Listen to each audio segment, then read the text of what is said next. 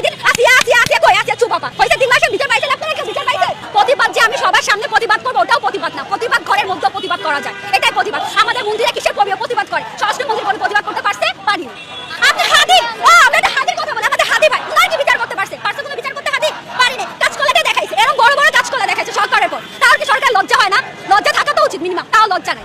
আমাদের হাতে যেহেতু আমরা মা 9 মাস গর্ভধারণ করে আমাদের সাইড রাইট আছে, তো আমরা খুন করতে পারি, ইও করতে পারি, যদি আপনারা ব্যর্থ এখানে। তো আপনাদের ব্যর্থতা স্বীকার করে, দায় স্বীকার করে আপনারা সাইডে দেন, আমাদের হাতে তুলে দেন, আমরা সুন্দরভাবে অনেক ভালো করে আমরা এটার পানিশমেন্ট দিতে পারবো ভাই। কোচিং এখন পারে না। আপনি 24-এর পর থেকে হাসিনা পালানোর পর থেকে 5 আগস্টের পরে থেকে আপনার কতগুলো ধর্ষণের মামলা হয়েছে? একটা কি সালিশ হয়েছে? আসিয়া সালিশ হয়েছে না? 2 দিন আমরা ফেসবুকে ভাইরাল করি, ফেসবুকে এই যে আমাদের এনসিবি বলি, এনসিবিরা তো কি কয়দিন আসিয়া কই আসিয়া চুপ বাবা হইছে 3 মাসের বিচার পাইছেন আপনারা কি বিচার পাইছেন? এটা কি ধামাচাপা হবে নাকি রামিসা? এটাই ধামাচাপা, আমরা আর চাই না কোনো ধামাচাপা। এই যে রামিসা 3 মাস পর সবাই চুপ বাবা, রামিসাকে ভুলে গেছে। তো ভুলতে ধর্ষণরা যারা ধর্ষক ভাই ওদের তো লজ্জা নেই, ওদের তো মা বোন নাই, ওদের যে পুরুষত্ব বোধ, ওদের পুরুষত্বটা দেওয়া উচিত। এটা আমি এটা চাই, মানে আমি যদি আইনমন্ত্রী হতাম আমি ডিরেক্ট ফায়ার করতাম ভাই। তো লজ্জা লাগে না ওদের? কোনো লজ্জা বলতে কিছু নেই, ওদের না মা বোন আছে।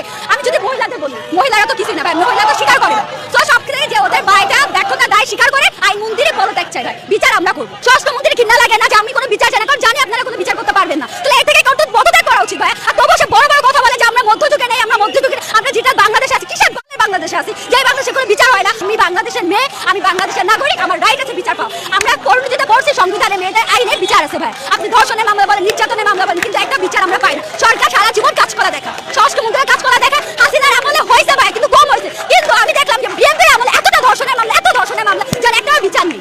আর ধর্ষণ আছে আমাদের মতো বোনরা, যারা পরবর্তীতে ফিউচারে বাংলাদেশকে রিপ্রেজেন্ট করবে ভাইয়া, বাট ওরা সেফ নেই। ওদেরকে আমরা সুন্দর একটা পরিবেশ দিতে পারতেছি না, না সুন্দর একটা ভবিষ্যৎ দিতে পারতেছি, কোনোটাই পারতেছি না। আর তারেক রহমান বলে কি আমি তার বড় মেয়ের ভোভা, কি বলে দায় পোষণ দিছি না, কি বলে দায়িত্ব নিছে, লেখাপড়ার দায়িত্ব। আরে ভাই আপনি বিচার করতে পারেন না, অথচ আপনি বড় মেয়ের দায়িত্ব নিছে।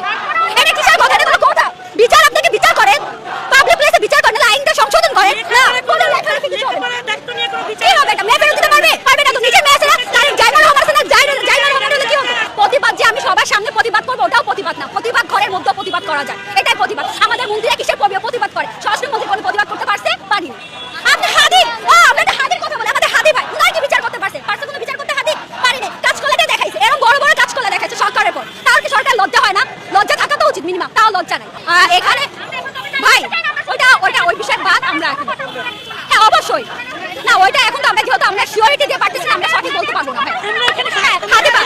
সার্ভিস আছে এটি ঠিক আছে, এবং আমরা চাচ্ছি যে ইউটিউব বা ইউটিউব গেমিং বা আমরা ইউটিউবে লাইভ করতে চাচ্ছি। সো এটি আপনি ইউটিউবে দিতে পারবেন, এবং অবভিয়াস দিয়ে আরও ফেসবুকে লাইভ করতে পারেন, আরও কয়েকটা সোশ্যাল মিডিয়াতে এখানে লাইভ করা যায়। সো আমরা যেহেতু ইউটিউবে করবো, সো আমরা ইউটিউব বা ইউটিউব গেমিংয়ে দিলাম, অ্যান্ড দেন যে এখানে স্ট্রিম যে কিটা আছে এটি আমরা এখানে পেস্ট করে দিলাম, দেন ডান করতে হবে। সো এটা আমাদের ডান হয়ে গেছে, মানে আমাদের যে লাইভটা স্ট্রিম করব সেটি সোর্স আমরা অবভিয়াসলি এখানে আমরা দিয়ে দিয়েছি। এখন আমাদের যা করতে হবে সেটি হচ্ছে যে আমাদের গো লাইভ আছে, আপনারা গো লাইভে চলে যাবেন। এখানে গো লাইভে যাওয়ার পর দেখতে পাচ্ছেন যে এখানে ইন্ড স্ট্রিম আছে, ইন্ড স্ট্রিম মানে এখন এটি লাইভে আছে, এবং একদম উপরে বাম পাশে ডান পাশে ফলো করলে দেখতে পাবেন যে এখানে একটা সবুজ একটা ছোট্ট একটা বাতির মতো টিপ টিপ করে জলানিভা করছে। সো বুঝতে পারছেন যে আপনার এটা লাইভ হচ্ছে সরাসরি, এবং এখানে ইন্ড স্ট্রিম আছে। সো এটি করার পরে আপনাদের যা করতে হবে সেটি হচ্ছে যে আপনারা চলে আসবেন ইউটিউবে।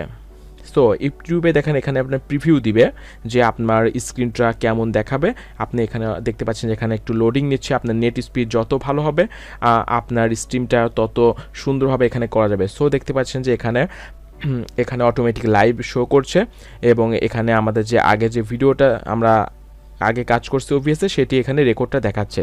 সো এখন আপনাকে কী করতে হবে? গো লাইভে যেতে হবে। আপনি এখন গো লাইভে চলে যাবেন। ইউ আর লাইভ, দেখতে পাচ্ছেন যে এটা লাইভ স্ট্রিমিং হচ্ছে, এবং এখানে লাইভ দেখাচ্ছে যে আমাদের 8 সেকেন্ড আমরা লাইভে আছি। সো আপনারা বুঝতে পারছেন যে এটি লাইভ হচ্ছে, এবং আমাদের যে থাম্বনেলটা আছে এটিও এখানে দেখা শো করছে। সো এখন আমরা চলে যাব কোথায়, এবং আমাদের যে বর্তমান যে স্ক্রিনটা আছে এই স্ক্রিনটা এখন লাইভ হচ্ছে।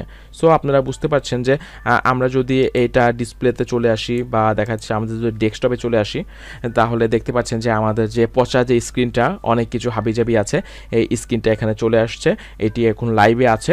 আর আমার মনে হচ্ছে যে এটি লাইভে আছে, কিন্তু আপনাদের একটু শেয়ার করে দেখাই। সেটি আমরা অন্য একটা ব্রাউজারে যাব, যে আমাদের যে চ্যানেলের নামটা আছে এটি সার্চ করব, ইউটিউব অ্যাডভাইস। সো এখানে আসার পর একটি দেখেন যে ইউটিউব অ্যাডভাইস নামে যে চ্যানেলটা আছে এবং এইখানটায় দেখতে পাচ্ছেন লাইভ নাও। আপনারা দেখতে পাচ্ছেন যে আমি যে লোগোটা দিয়েছি এটি লাইভ নাও দেখাচ্ছে, শো করছে। সো আমি এটি লাইভ নাওতে ক্লিক করব। এটি অন্য একটা ব্রাউজার দিয়ে আপনি অবশ্যই একটু টেস্ট করে নেবেন।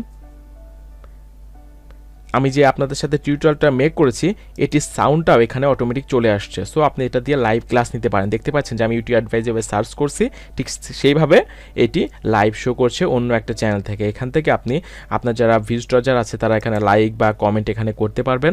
আপনার লাইভে এই পাশটায় দেখতে পাচ্ছেন যে আপনার লাইভের জন্য এখানে আপনার কমেন্ট সেকশন আছে, কমেন্টে তারা কমেন্ট করতে পারবেন।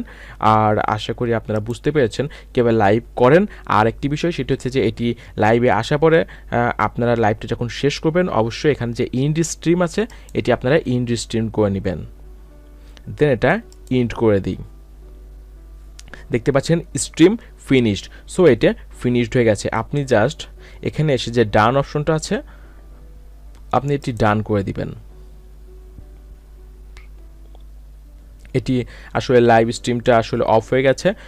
দেখতে পাচ্ছেন যে আমরা যদি এখানে ভিডিওতে আসি তাহলে আমরা এখন যে মানে ভিডিওটা লাইভটা করেছিলাম সেটি দেখতে পাচ্ছেন যে এখানটায় স্ট্রিম টেস্ট স্ট্রিম আছে, এটি প্রসেসিং হচ্ছে। সো এটি প্রসেসিং হয়ে গেলেই এটি আপনার চ্যানেলে এটা লাইভ টাইমের মতো আপনার অন্যান্য যে ভিডিওগুলো আছে সেটির মতো এটি থেকে যাবে। এবং এটি কেমন থাকবে সেটি আপনাদের একটু দেখাই। লাইভ টেস্ট করেছিলাম সেগুলো যেভাবে ভিডিও আকারে আসছে। সো এটার প্রসেসিংটা যখন কমপ্লিট হয়ে যাবে তাহলে তখনও আমাদের চ্যানেলে এরকম ভিডিও আকারে চলে আসবে। সো আশা করি আপনারা বুঝতে পেরেছেন যে কীভাবে 2020 সালে আপনার ইউটিউব চ্যানেলের থেকে আপনি লাইভ স্ট্রিম করবেন OBS দিয়ে। সো আশা করি আপনাদের জন্য এই ভিডিওটি অনেক হেল্পফুল হবে। সো ভালো থাকবেন, সুস্থ থাকবেন। আর কোনো কিছু বিষয় জানার থাকলে অবশ্যই আমাকে কমেন্টে জানাবেন। আমি আপনাদের সেই ধরনের ভিডিও দিয়ে হেল্প করার চেষ্টা করব।